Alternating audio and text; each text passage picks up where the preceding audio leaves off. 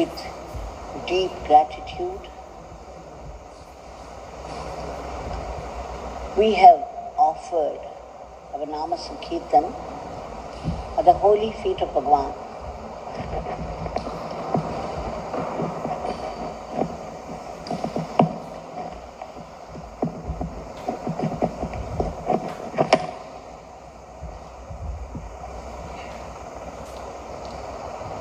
As we have been seeing different leelas of Bhagavan, which depict different dimensions of his divine life.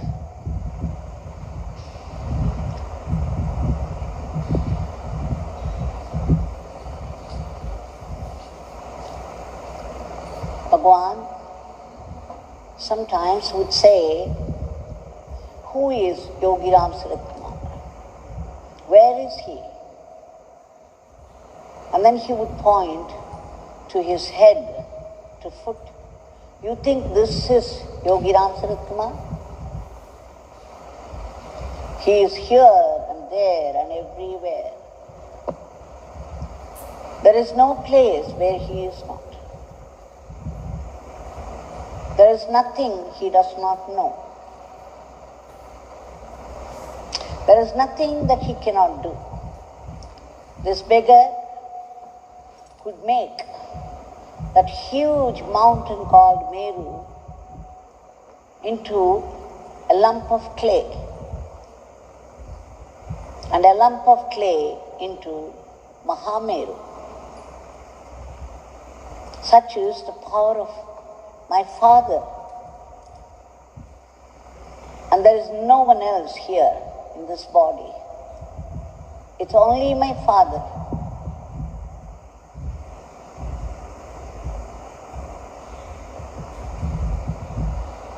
So one day in Sudama veranda, Bhagavan was smoking, was completely absorbed in the tremendous work that he used to call Father's work, the cosmic work. The postman had come, he left a parcel. And then I put it before Bhagavan. Then Bhagavan stopped smoking. He took the parcel in his lap. He started to unravel the knot there. He was trying and trying. He seemed to struggle. And finally, with some irritation, he threw the parcel into my lap, saying, "Devaki, this beggar is not able to open it." Then I thought it was something very complicated. If he, the cosmic controller, as he sometimes, when nobody was around, would say to a few people, he was doing such a tremendous work at varied levels. I had seen him at work at a time at different levels. And here he was saying he was unable to open this simple knot. But then I thought, if he couldn't do it, it must be very complicated. So I started to chant his name, and then I just touched it, and I tried. I did something like this, and it came off. It came off so easily. And I was thinking, my God, how could he not do this? It's so simple. What a baby he is. And with this thought, I just looked up. And what happened was a tremendous experience. There was no Yogi Ramsuratkumar in front of me. There was no one, no form, with a green turban, the dirty clothes, and his style of dhoti. In fact, there was no Sudama. There was nothing at all except a rush of beams of light, and they seemed to vibrate with life. It was a vibrant, living presence with the brilliance of 1,000,000,000 suns. One could not witness it with the physical eyes. He played that Leela that day and gave this huge gift of grace to me. It was an experience beyond description. If I recall it even for a moment, I would be lost in it. Not only me, there are quite a few people who have witnessed this Nirguna Nirakar, the Vishwarupa of Bhagwan, his true being. He was no body, the form that we saw.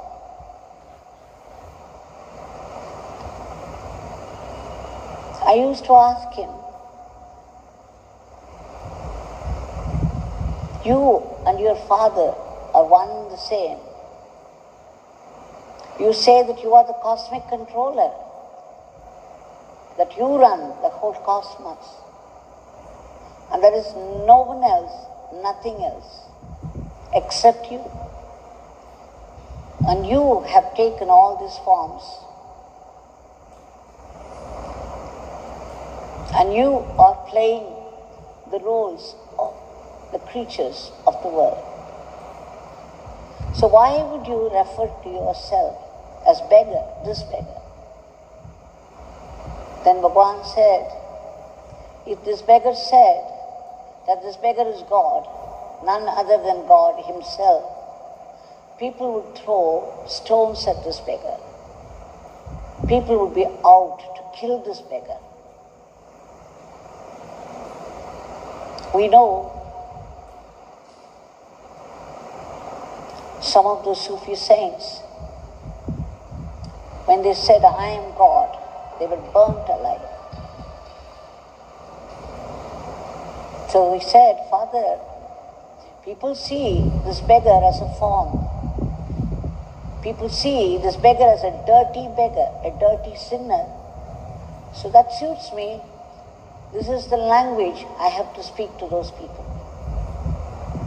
The language which they understand.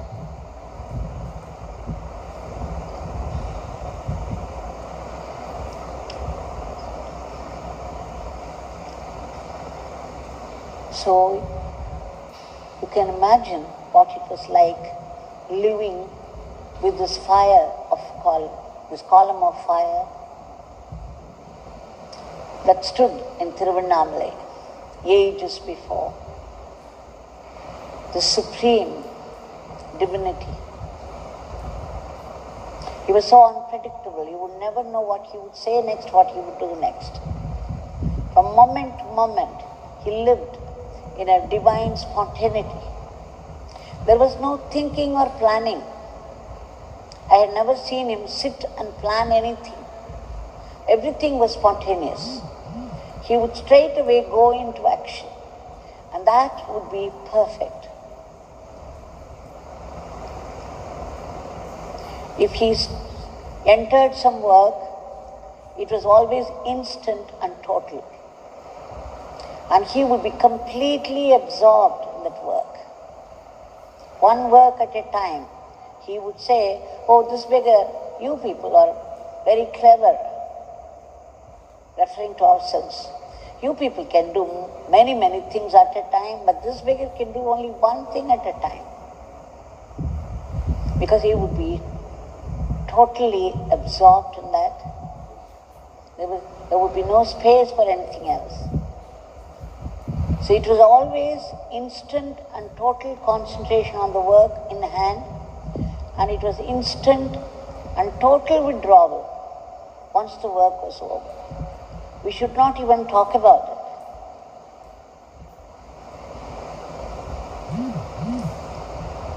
So this divinity was living in Sannadi Street house, there is a certain anecdote that I enjoyed when I read it.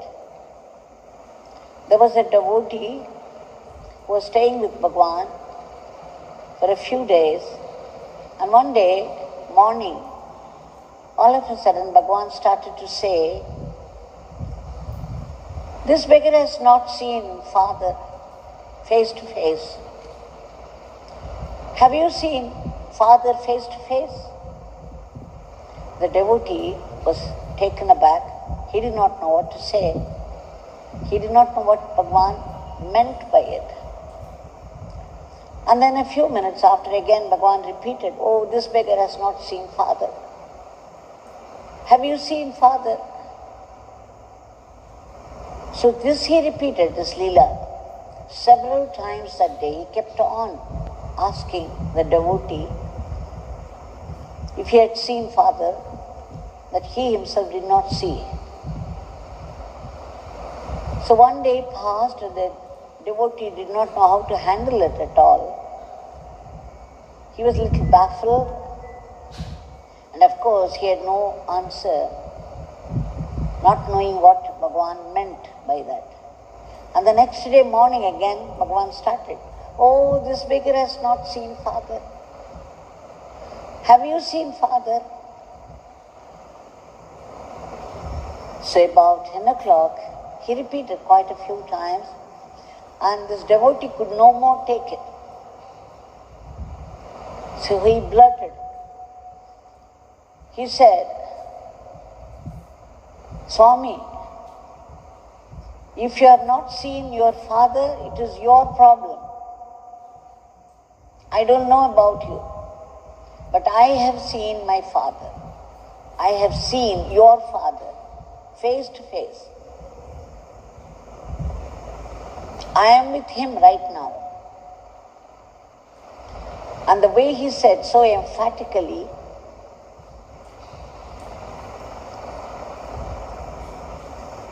it was like a retort to Bhagwan's Leela. Bhagwan burst into peals of laughter.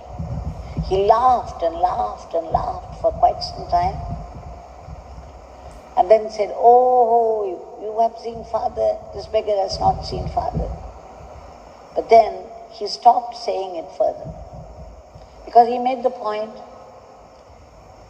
He brought up the whole Leela only to make this point to the devotee, and the devotee, the minute the devotee admitted, then he was driven to admit it openly, and Bhagwan had no more say in the matter. It was something I enjoyed while reading it. The kind of Leelas Bhagwan plays in order to drive home some truths.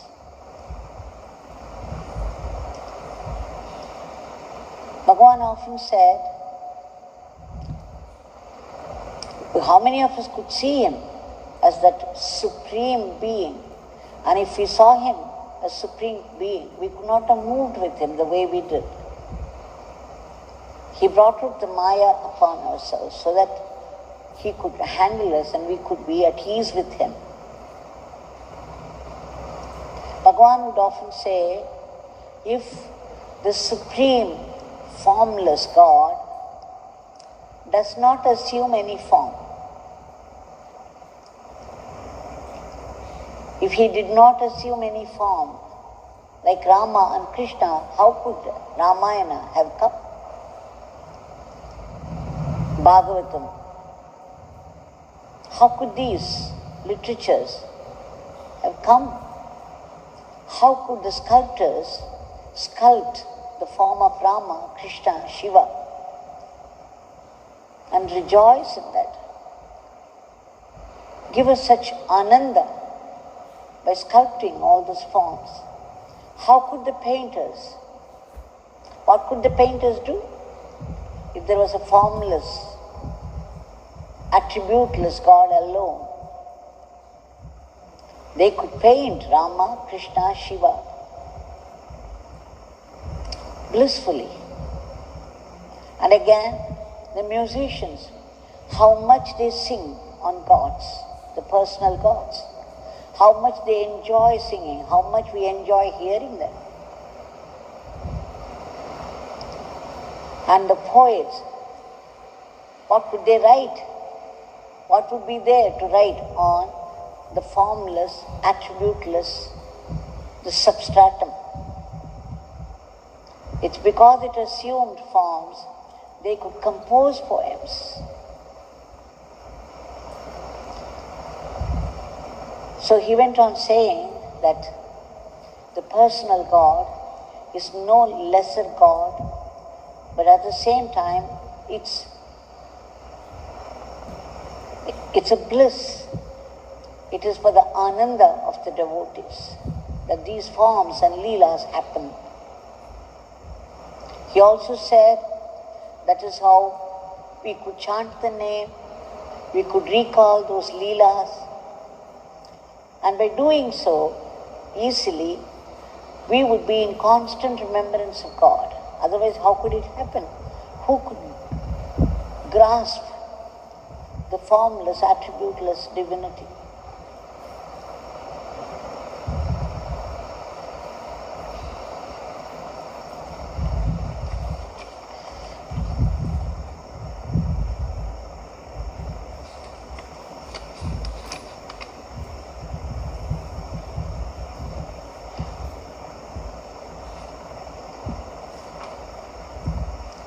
So, that Bhagavan, who often said, I am the cosmic controller, I run the whole cosmos, I alone exist.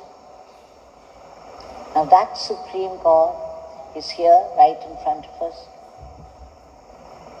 It's not just an idol, it's a living force. It's a symbol of the attributeless Parabrahman, and yet it can communicate to us. It can give us gifts of grace, gifts of blessing, the way we understand them. So we shall. Bhagavan also said there is a constant flow of grace from the personal and the impersonal God. Whatever you call it, there is a constant flow of grace. He would say the blessings are pouring from Father all the time, from all sides. You learn to receive it.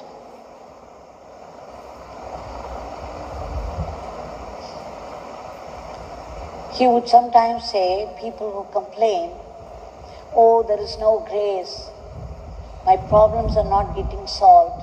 No matter how much I appeal, how much I chant the name, nothing seems to work.